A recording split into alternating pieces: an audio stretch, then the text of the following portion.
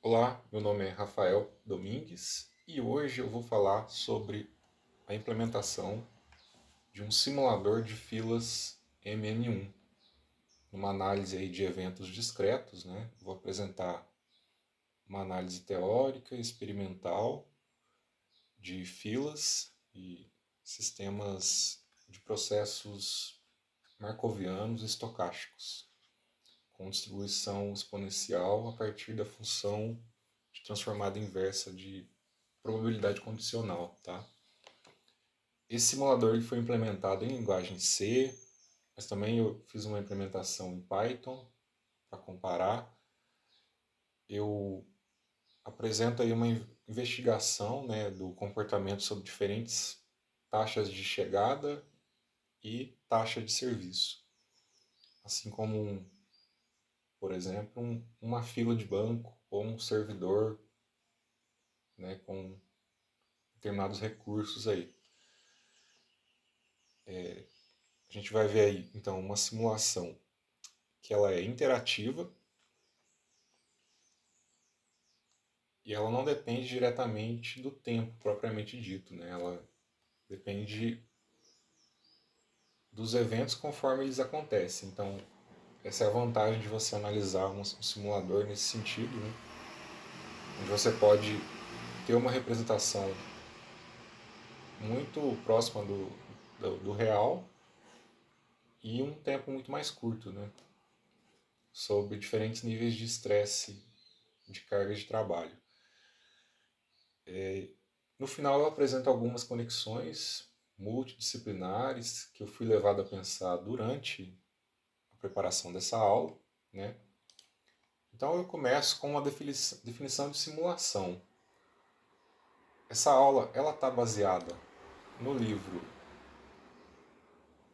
do Isariaku, Introduction to Network Simulator NS2, né? E está baseada no Moisés Nussbaum, Física Básica Volume 2, Fluidos, Oscilações, Ondas e Calor. Tá? Uma definição formal de simulador é que assim, a simulação é um processo de projetar um modelo de um sistema real e conduzir experimentos com este modelo para entender o comportamento do sistema ou avaliar várias estratégias para a sua operação. Tá? E quais são as características da simulação? Ela é uma ferramenta analítica, um ambiente que é controlado e ela permite trabalhar com o tempo que vai avançando em função de eventos discretos. Né? Então a gente vai otimizar aí toda a visão de um determinado problema num curto espaço de tempo, né? Relativo ao tempo que a gente vai conseguir simular neste simulador. Então a gente pode aí investigar propriedades intrínsecas do sistema sem intervenção direta no sistema real, testar cenários hipotéticos e avaliar estratégias de operações em condições controladas. Por que é importante fazer uma simulação? Né? Porque ela permite a gente explorar sistemas complexos que seriam difíceis ou até impossíveis de analisar por observação direta. E em sistemas estocásticos, né, com essa característica aleatória, como filas MM1 ou MMC, que seja, né, considerando multisservidores, a simulação de eventos discretos ela captura com precisão essas microflutuações, né, esses microestados que eu vou definir mais à frente, e essas interações entre esses eventos discretos, fornecendo dados detalhados para uma análise de métricas como ocupação média, né, o tempo de gargalo operacional e até, ao final, uma definição de como isso influencia na entropia do sistema. Então é uma modelagem temporal, onde o tempo de simulação ele não é uma reprodução linear do tempo físico, mas ele avança como uma construção matemática mesmo, né, que avança em função desses eventos discretos. Então, dado um evento A, qual que vai ser a probabilidade do evento B acontecer, né? Então, são fenômenos emergentes que vão permitir a gente investigar a saturação, comportamento em regimes de alta utilização, né? E uma validação teórica que vai estabelecer uma ponte direta entre a modelagem computacional, teoria de filas e a análise de complexidade estatística. Quais são as características desse modelo MM1, né? São chegadas markovianas. Significa que o processo é de Poisson, com taxa lambda de chegadas aleatórias e com distribuição exponencial. São serviços markovianos, porque os tempos de serviço são exponenciais, com taxa μ de atendimentos e com memória nula. Isso é uma restrição importante para esse caso, tá? Os atendimentos têm memória e isso pode influenciar diretamente em todo o macroestado do sistema. Então a gente vai fazer tudo aqui baseado em um único servidor para simplificar a análise inicial, que é aí a capacidade limitada a um cliente por vez. Tá? Um parâmetro fundamental para isso a gente vai chamar de ρ, que é a taxa de ocupação, que ela pode ser definida como a razão entre lambda e μ, e vai medir a ocupação relativa do sistema. Tá? Valores próximos de 1 indicam um servidor quase continuamente ocupado e totalmente saturado. Né? E aí, menor do que 1 é algo aí que está estável, mas está ocioso. Né? E ele vai variando. Então, ele é um sistema aberto, a gente pode dizer. Porque ele tem alguma vazão, né? Mas essa vazão ela vai encontrar complexidades que, conforme a gente aumentar a ocupação desse sistema, a gente vai conseguir observar melhor. Tá? Então, aqui eu tenho só uma representação visual. Né? Eu nunca sei, por exemplo, quando vai chegar um cliente ou quanto tempo esse cliente vai ficar ali, depende muito do cliente. Né? Pensa numa fila de banco. Determinados clientes vão ter problemas mais complexos para ser resolvidos. Se você tem um sistema onde você oferta serviços de infraestrutura de internet, essa internet ela pode ficar mais sobrecarregada em determinadas horas do dia. E aí, por isso é importante você ter uma análise mesmo estatística baseada nos eventos, né? Baseadas em tempo real, onde dado um evento, qual será a consequência disso? Baseado nessa tendência, né? Então as chegadas e saídas, elas são imprevisíveis. Mas da maneira como vamos modelar, a gente consegue ter um tratamento estatístico bem interessante, né? E aí justamente a gente vai ter essa linha do tempo, através desses eventos discretos. Cada ponto vai representar aí um evento significativo, né? A gente vai ter um algoritmo que vai tratar isso como uma chegada, né? Seja que considere o ponto azul uma chegada, número 1, e verde uma saída. O tempo vai avançar em saltos e ele vai diretamente, né, ao próximo evento, sem considerar os intervalos onde nada acontece. Então essa é uma abordagem computacionalmente eficiente e captura precisamente a dinâmica desse sistema. Então a gente vai partir da distribuição estacionária, onde a probabilidade de n clientes dos sistemas segue a equação, né, P de n igual a 1 menos ρ, ρ elevado a n. O número esperado de clientes é o E de n, que segue a equação ρ dividido por 1 menos ρ, que vai crescer rapidamente quando ρ tende a 1. E o tempo médio de espera, né, que é o E de w, que é 1 menos μ, 1 dividido por μ menos lambda, relacionado diretamente com o E de n da chamada lei de Little, que é uma lei conservativa que se aplica a sistemas biológicos, né, em contextos de vida real mesmo, de congestionamento, diversos fenômenos na natureza, né, seguem essa lei, que é uma lei geral para filas. É muito interessante. Então, basicamente, o que a gente vai obter são as métricas dessa lei de Little, E de N, número médio de clientes no sistema, e E de W, tempo médio de espera no sistema. Com isso, a gente consegue aí o número médio na fila e o tempo médio de espera na fila, né? E esses são os principais indicadores de desempenho dos nossos benchmarks. Ela é uma propriedade conservativa, onde L é o número médio de itens no sistema. Pode ser pessoas numa fila de banco, serviços chegando a um servidor, né? E pode ser até um contexto biológico totalmente contra-intuitivo, mas que pode seguir essa lei, tá? De modo estatístico, é claro. E justamente esses microeventos eles vão definir o macroestado do sistema como um todo. Assim como na física a gente estuda um gás a partir da média desse sistema, né? Porque o gás ele é composto por diversas partículas, milhares, milhões de partículas. Então, toda a termodinâmica ela é baseada em teorias empíricas mesmo, né?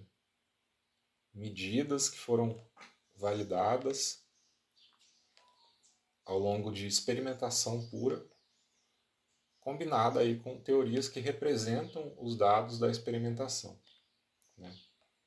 Então uma das poucas coisas na física que é puramente empírico.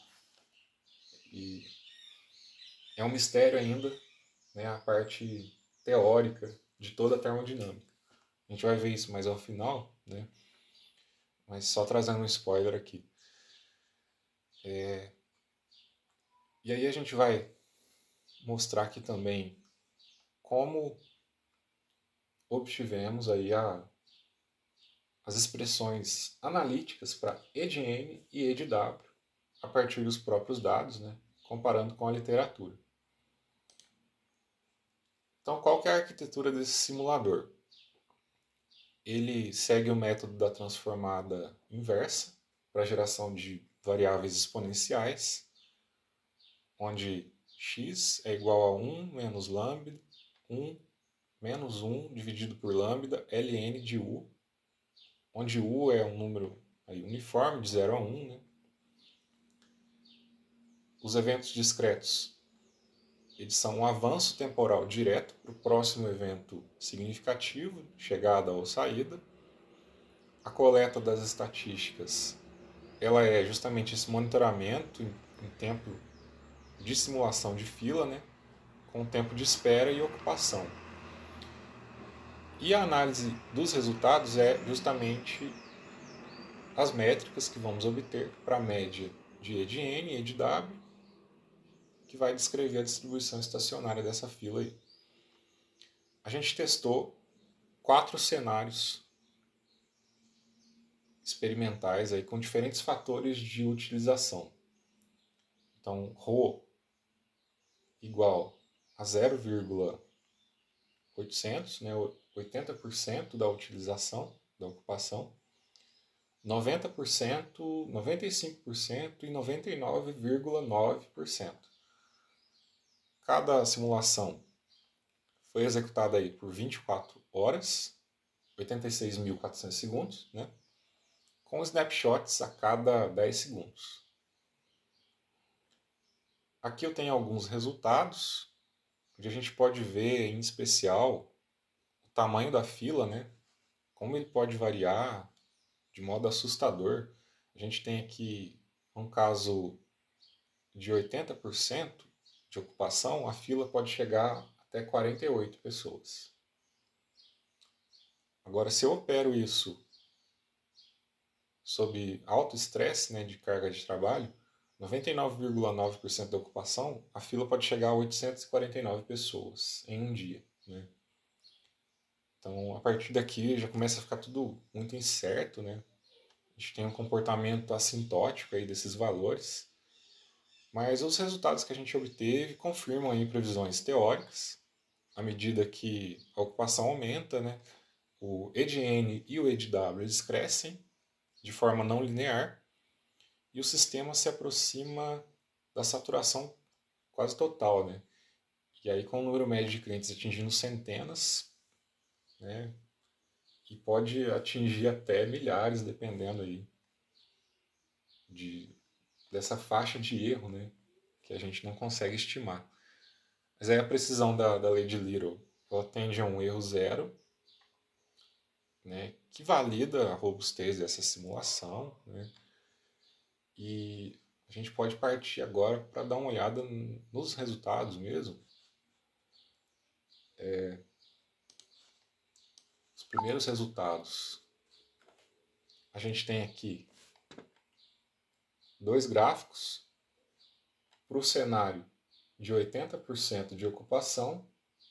Em cima eu tenho E de N em função do tempo em segundos.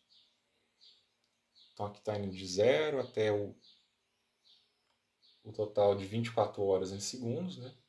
86.400 segundos. E embaixo eu tenho o E de W em função do tempo. Dá para ver que a gente tem aqui um comportamento que é quase linear entre os dois, E de N e E de W. Justamente lambda seria a inclinação dessa reta, né? Então eles convergem entre si, mas a gente tem aqui um espalhamento muito maior, né, em questão do E de W. Então a curva ela aumenta bastante rápido, chega a um ponto máximo, ela começa a decair, onde o sistema estabiliza, e aí tende a crescer um pouquinho, mas mantém aí uma certa estabilização. Então ainda tem uma vazão nesse caso, né? Aqui a ocupação de 90%, a gente já tem aí um pronunciamento desse pico que vai se alargando mais, né, com o passar do tempo. Aqui, a ocupação de 95%, você observa, né, justamente esse pico, depois uma queda e uma estabilização, mas que começa a ter um crescimento. Se a gente olhar aqui, né, percebe que com o passar do tempo isso já começa a ficar um cenário mais descontrolado, né? E aqui com 99,9% você tem um estouro muito grande, né, de escala, que aqui a gente estava em de 10 a 40, 10 a 50, aqui chega a 175, o número médio aí de requisições do sistema. Então,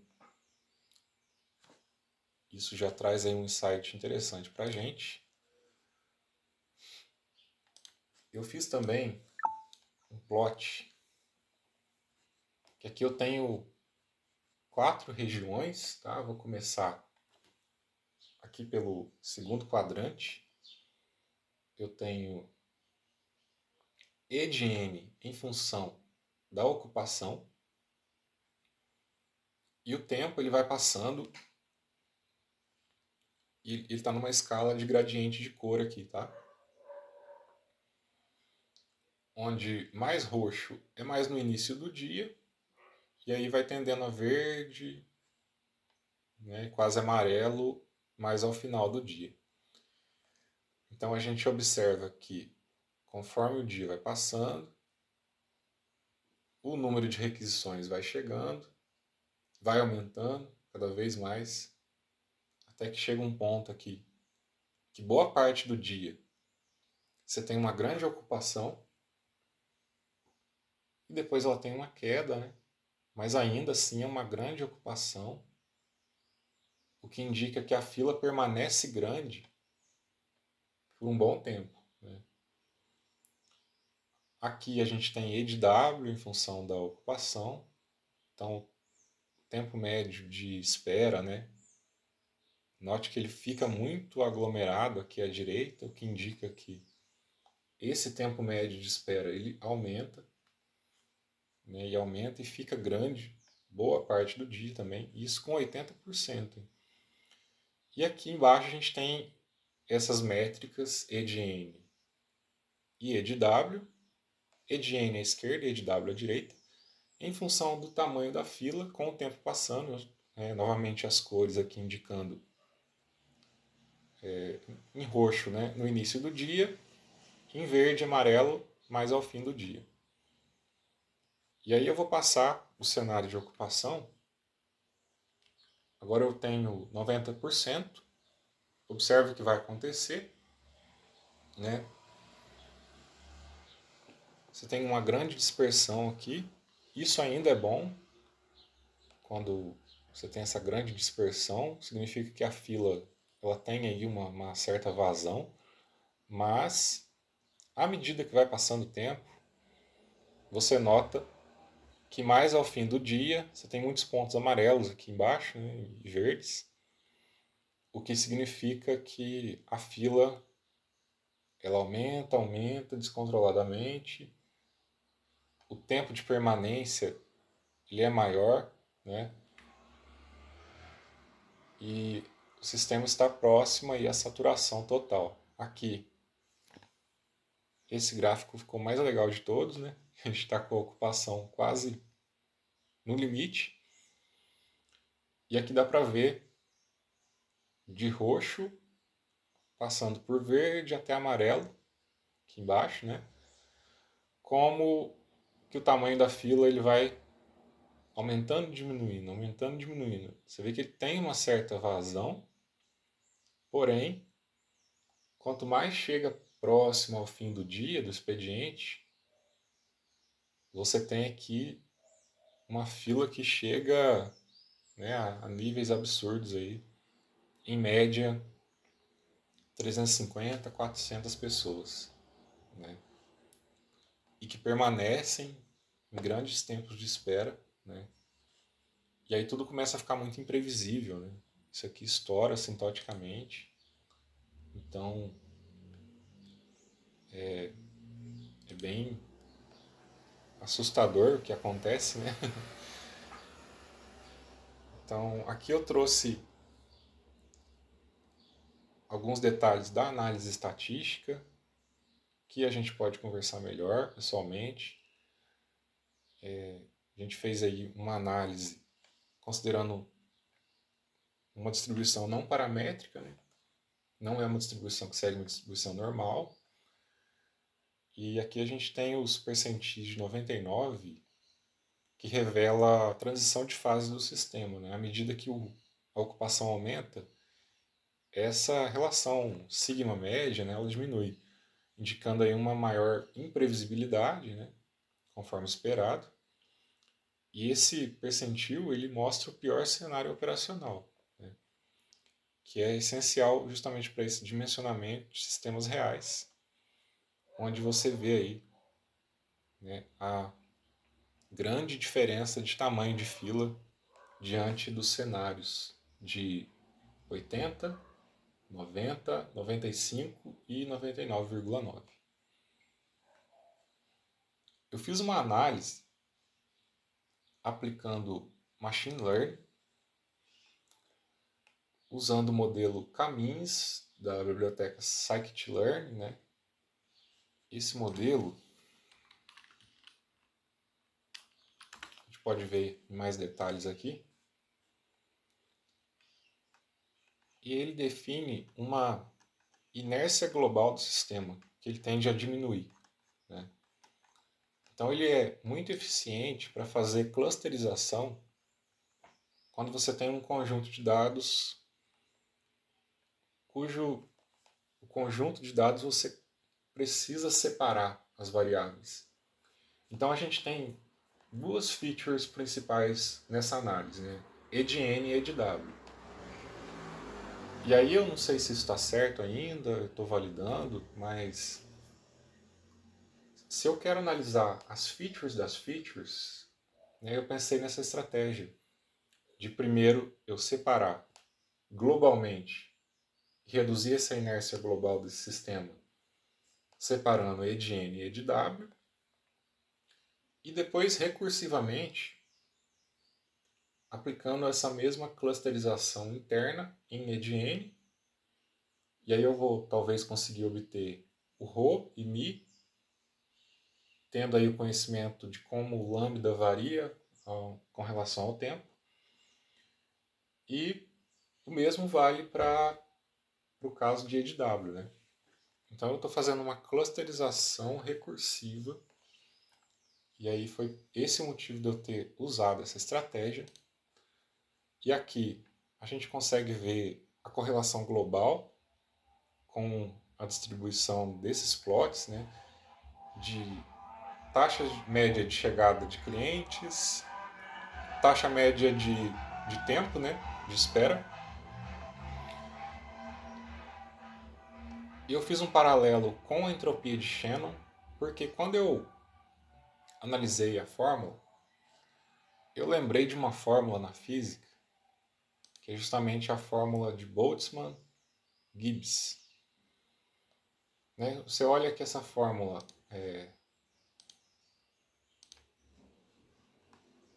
só um momento. Olha lá, x igual a menos 1 sobre lambda, a gente pode tratar como uma constante, ln de u, onde u está relacionado a esses microestados, né, microeventos, e lambda é a taxa com que eles vão chegando. Quando você vai analisar no cenário da física, a gente tem uma coisa parecida, né? A gente tem um número de microestados W dentro de um Ln e uma constante, que é a constante de Boltzmann. A constante de Boltzmann é um número bem pequeno, né? Constante de Boltzmann, vou pesquisar aqui, olha lá, ela é 1,38 vezes 10 a menos 23, né?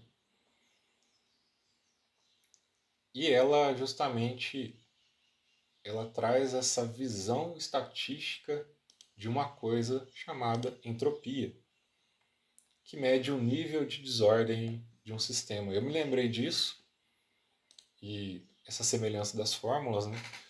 E aí eu fiquei curioso para testar esses agrupamentos a partir da formulação da entropia de Shannon.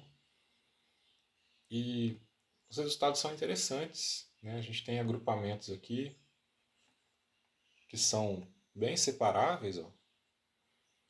E eu consegui agrupamentos de Rho e de Mi em função da média de chegada, a média de tempo de espera, né, e o tamanho da fila. Então aqui dá para ver os pair plots, né, com essa separação de features, e dá para ver que à medida que aumenta a utilização, você tende aí a aproximar de uma linearidade. Essa linearidade ela mostra um forte acoplamento entre as features do sistema. Então, inicialmente, com ocupação de 80%, você tem um cenário onde as features não têm assim, uma forte correlação entre elas. Pelo menos não de modo geral. Né? Você tem aqui, claro, uma forte correlação entre o número de médio de clientes no sistema em função do tempo, né? Que de início, né, de análise inicial é o óbvio. Mas esse acoplamento entre as variáveis é muito interessante. Né? Você pode ver que vai ficando cada vez mais vermelho essa matriz de correlação para 90%, 95% e 99,9%. Que já está, né, um forte acoplamento entre essas variáveis. E fazendo a clusterização, eu fiz uma redução de componentes por análise dos componentes principais para otimizar o custo computacional, porque essa simulação ela demorou 47 minutos, tá? Aqui rodando no Google Colab, mas deu para ver aí uma coisa interessante, que você consegue separar bem esses 4 cenários, dá para ver justamente pelas cores aqui, os clusters, né, se agrupando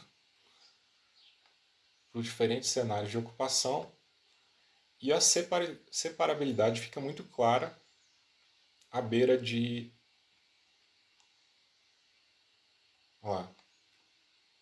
99,9%, né? E aí quando a gente plota os dados de E de N e E de W em função da própria utilização, o que a gente tem é isso, uma curva que parece uma hipérbole, né? Que ela tem essa explosão, assim, essa questão assintótica, e esse cotovelo aqui. E o mesmo caso acontece, né, na entropia de Shannon, só que inverso. Interessante, né? E aqui eu consegui obter essas expressões analíticas que mostram justamente essa fração de ρ sobre 1 menos ρ para E de n. Portanto, a equação está próxima, né? Tem um erro aqui, mas normal da simulação. Ela está próxima, que está próximo de 1, né? 1.2. Está com um erro aqui de 20%, que a fórmula analítica para E de n é ρ sobre 1 menos ρ. E a fórmula analítica para E de W é 1 menos, aí aparece o μ aqui, né? O μ que multiplica 1 menos ρ. Esse fator μ está justamente relacionado aí à taxa média de espera, né? Então ela entra como uma constante, que não é constante, né? Mas que ela varia ao longo do tempo. Isso me lembrou um problema que tem os mesmos plots, mas em 3D. Né? Isso me lembrou um problema que envolve a evolução do universo. Né? Por mais doido que isso possa parecer, quando a gente analisa a entropia como a flecha do tempo, é muito interessante que ela justamente ela seria a seta do tempo cosmológico. Né? Isso não é falseável ainda. A gente entra num campo até muito especulativo, né? Mas justamente a gente é levado a essa ideia de entropia como a seta do tempo cosmológica, né? Que está ligada justamente à evolução do universo como um todo, no sentido de um estado ordenado, onde a gente tinha aí as galáxias próximas, né, no início do universo, para um estado de desordem, onde essas galáxias tendem a se afastar com o tempo. Não é um sistema fechado, né, está longe de ser um sistema fechado, o universo, mas justamente esse problema se transfere aí ao explicar a origem de um estado mais ordenado num passado remoto. As observações mostram isso. E aí na cosmologia são estudadas aí propriedades e a evolução do universo fazendo uma abstração de detalhes finos da distribuição de matéria, ou seja, considerando aí globalmente como uma espécie de gás de galáxias, assim como o problema do movimento browniano analisado por Einstein, né, que definiu a força estocástica, onde um cientista na época, antes de 1905, né, que foi publicado o primeiro artigo dos 4 famosos do Einstein, o cientista em questão ele estava observando partículas de pólen flutuando na água. E aí ele chegou à conclusão de que aquilo não tinha uma origem orgânica ou biológica intrínseca às partículas de pólen. E aquilo revelava, então, um comportamento que ele não era preciso, ele era estocástico, né? Mas que ele estava relacionado a algo menor, a um princípio de correspondência de uma escala que a gente não consegue ver, né? E isso trouxe as evidências para depois se entender o que eram moléculas e átomos. Né? E estados ainda menores, né? Que levou ao desenvolvimento da mecânica quântica.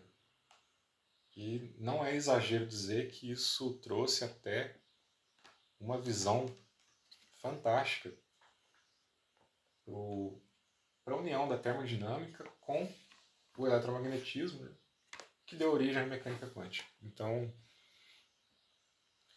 eu fiquei muito curioso também quando você observa, por exemplo, esse comportamento de E de N e E de W em função do tempo. Você tem esses picos que depois se estabilizam e alguns crescem. Observe este gráfico aqui. Ele tem uma certa semelhança, né? Esse gráfico é uma curva de rotação de galáxias. O que significa isso? Aqui dá para ver nessa simulação que quando você observa estrelas, dá para se estimar aí o vetor velocidade que elas giram ao redor do centro da galáxia. Então, por exemplo, o nosso Sol está girando a 220 km por segundo. Ele está aqui entre dois braços espirais, tá? E demora aí cerca de 220 milhões de anos para dar uma volta completa aí em torno do centro da galáxia. Assim como no sistema solar, numa escala menor, você esperaria, por exemplo, Mercúrio. É claro que ele gira mais rápido em torno do Sol do que Urano, que está mais longe, né? Quanto mais longe um planeta, né, um corpo celeste está de outro ponto de massa maior, o que se espera é um comportamento kepleriano, que vai seguir a lei da gravitação universal de Newton, né? Onde a força cai com o quadrado da distância, portanto a velocidade centrípeta, né, tende a diminuir conforme você se afasta. Mas quando você observa as galáxias e as estrelas, né, as estrelas que estão mais longe, elas continuam com velocidades altas e até crescem em determinadas galáxias. Isso é explicado por um excesso interno de uma massa que a gente não consegue ver, que aí foi chamada de matéria escura, né?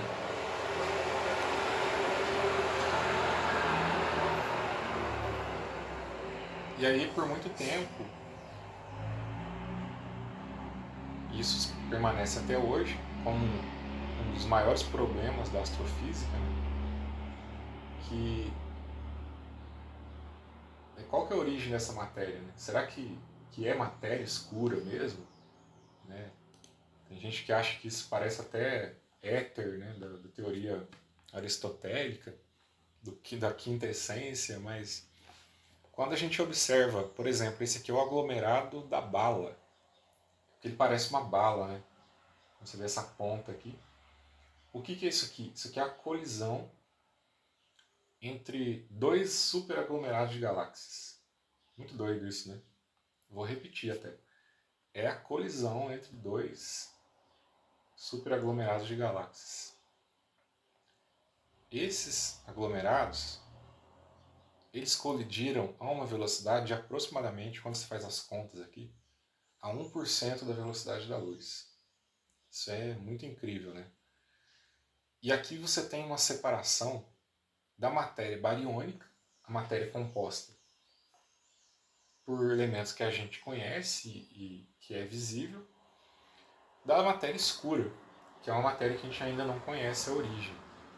Então essas regiões aqui em vermelho é justamente o gás quente entre dos dois meios interestelares dos aglomerados de galáxias que se colidiram, mas aí houve uma colisão inelástica porque o gás quente ele ficou no meio concentrado e a matéria estranha, a matéria escura, ela passou direto. Então aqui quando você observa através de métodos de lente gravitacional esse aglomerado aqui, tá essa região em azul e essa outra região em azul, você tem uma massa que ela é 20 vezes maior do que toda a massa visível somada dos dois aglomerados. Isso indica que essa matéria escura ela não interage, né, com a matéria bariônica e ela não tem uma influência gravitacional direta. Tem teorias que propõem uma formulação diferente da formulação da lei da gravitação universal, que dizem que Newton estava errado em partes, né? Que aí no limite de grandes escalas cosmológicas teria outra lei da gravitação modificada. Tudo isso é muito interessante quando a gente analisa do ponto de vista estatístico, pensando que galáxias podem ser partículas, podem ser filas, né, de objetos que estão aí permeando o universo. Eu tenho um trabalho de TCC, quando eu fiz física, né, me formei em física, eu fiz justamente uma simulação das órbitas das estrelas na galáxia em 3 diferentes regiões. No bojo, mais perto do centro galáctico, no disco e no halo, que é essa região mais afastada, né? Então eu usei lá modelos de distribuição de massa e distribuição de velocidades. A partir da lei de Gauss da gravitação, eu fiz uma simulação usando o método de Simpson para lidar com as integrais que aparecem, né? E aí é muito interessante, dá para fazer uma modelagem também dos braços espirais. Eu vou deixar o link do artigo para quem quiser ver melhor. Mas a gente tem, quando parte da lei de Gauss da gravitação, a gente tem essas equações, que são muito bonitas, e elas definem a distribuição de massa que ela é diferencial, né, na galáxia. E aí eu consegui fazer essa simulação que ela é indiferente à presença de matéria escura ou não, porque ela segue modelos observacionais, né? É um trabalho bem interessante, que eu tenho boas lembranças. E aí eu lembrei desse trabalho justamente fazendo essa aula agora, né? Por isso eu quis trazer todo esse assunto, mas tá, o que tem a ver tudo isso, né? Bom, a gente pode aprofundar ainda mais quando a gente vai analisar, por exemplo, a expansão do universo, e toda essa incerteza do que é matéria escura, a gente tem também a energia escura.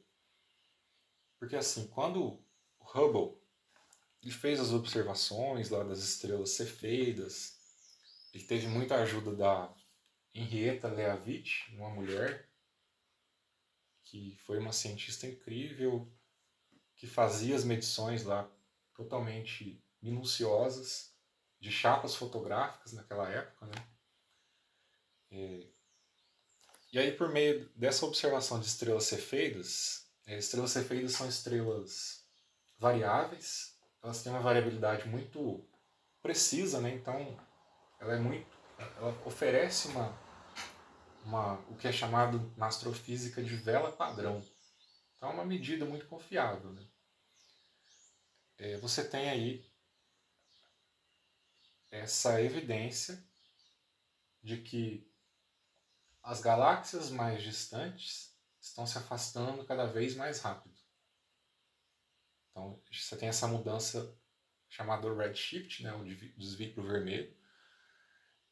E quando você faz um plot de velocidade em função da distância, dá para traçar aí uma reta, e a inclinação dessa reta é chamada constante de Hubble, que ela, na época, ela tinha uma medição próxima a 500 km por segundo por megaparsec, onde um parsec é 3,3 anos-luz, né?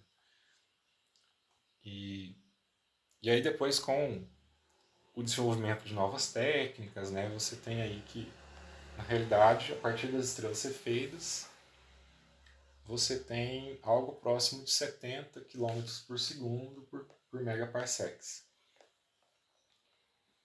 Porém, se você mede através de outros métodos, você tem um resultado menor.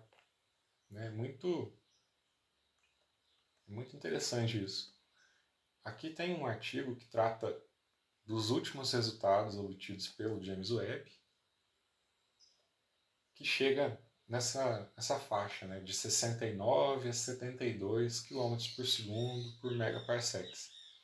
Isso influencia diretamente, né, conhecer essa constante, influencia saber diretamente a idade do universo, né, que é aí calculada como próximo de 14 bilhões de anos-luz. Mas quando você joga na relatividade, aí você tem outra confusão, né, que pode ser, na verdade, mais de 90 bilhões de anos-luz. Tudo isso está ligado a uma incerteza de que talvez a constante de Hubble não seja uma constante. Né? Ela é uma constante que muda com o tempo, mas ela não é uma constante fundamental na física. E isso é muito interessante, porque assim, o universo ele ainda não evoluiu o suficiente para a gente poder ter certeza disso. E a gente não tem a tecnologia ainda necessária, né, para fazer essas medições. O método mais atual ele é baseado em ondas gravitacionais, que é a colisão de estrelas de nêutrons ou buracos negros supermassivos que estão muito distantes, né? E são objetos aí do início do universo mesmo, próximo dele. E tudo isso cai na mesma coisa quando a gente analisa. A matéria escura, a energia escura, são elementos que não conhecemos, né? E aí, mais doido ainda, quando você parte para o método de ondas gravitacionais, você tem também, né, essa convergência entre 65 e 70 km por segundo por megaparsec. Só que isso é muito incerto, né? E aí quando você vai analisar buracos negros, os buracos negros você tem que tratar eles teoricamente. Você tem uma união entre a física estatística, mecânica quântica. Então ele une todos os problemas da física, digamos assim. Né? Eu acho que se um dia a gente conseguir explicar o que está além do horizonte de eventos dos buracos negros, é capaz da física fechar todo o ciclo e a gente tem a teoria de tudo. Né? Mas, por exemplo, quando você parte da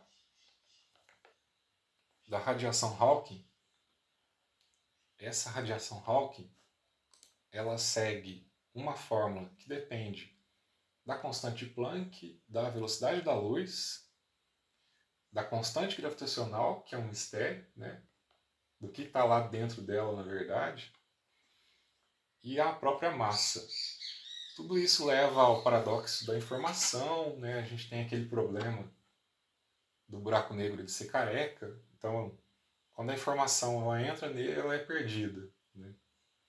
E aí ele não tem nenhum fio de cabelo, então ele tem associado a ele essa evaporação. Todo mundo achava que tudo era sugado lá para dentro, mas na verdade depois descobriram que ele tem esse disco de apressão, que é esse gás quente rodando, né?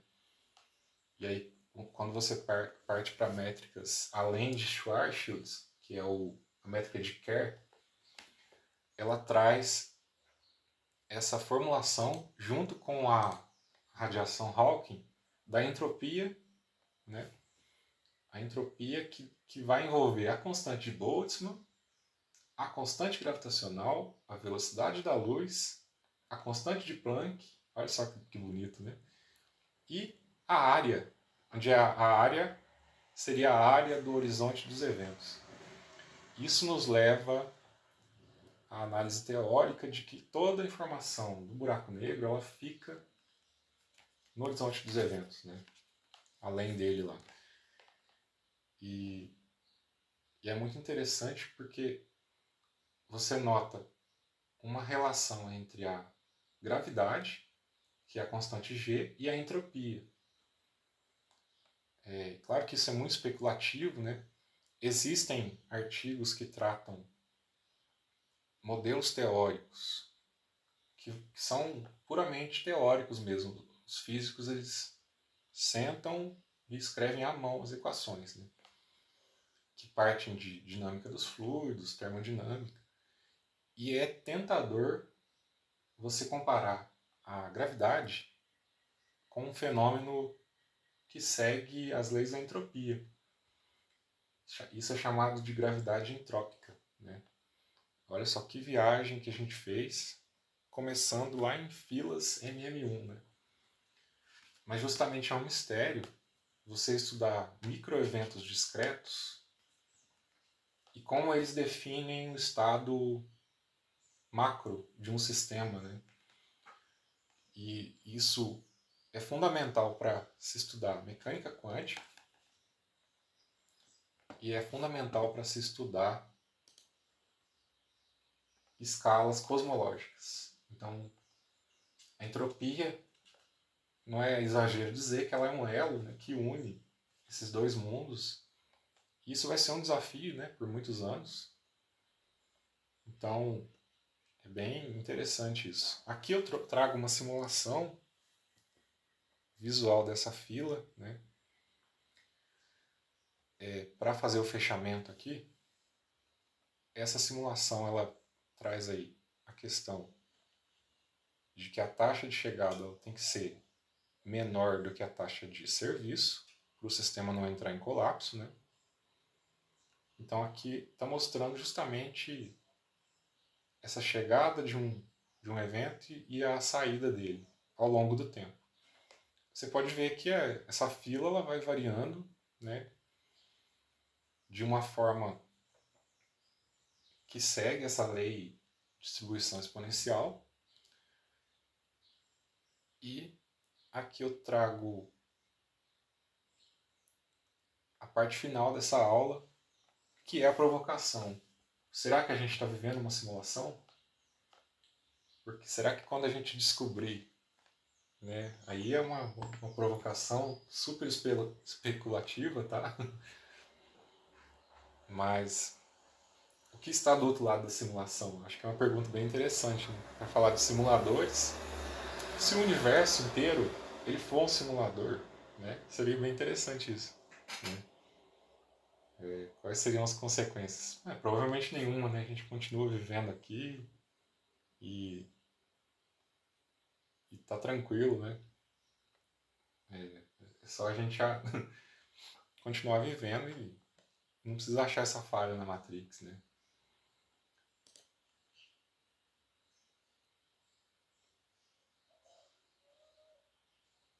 Então, se o universo ele for uma fila MM1, à beira da instabilidade, estamos todos aguardando o atendimento no balcão do tempo. A fila cresce, a entropia aumenta e a flecha do tempo continua a apontar para frente. Cada modelo, então, nos aproxima aí um pouco mais do entendimento do todo. Então, parece que quanto mais a gente observa mais fundo, mais difícil fica, né? Porque aí o James Webb começou a achar galáxias maiores do que se eram esperadas no início do universo. Então, parece que a gente está vivendo um paradoxo de Zenon, né? É bem interessante isso. Tá? Trago isso só em tom de brincadeira mesmo, mas seguindo essa ordem muito justa, né? A partir dessa bibliografia. E foi um trabalho muito legal, porque me fez relembrar esse tempo de físico e essa conexão entre essas teorias, que é fascinante, né? Então, estudar a simulação é muito importante, justamente para prever eventos imprevisíveis. Será possível prever o imprevisível? Bom, isso a gente ainda vai descobrir, né? Então, um abraço e até a próxima!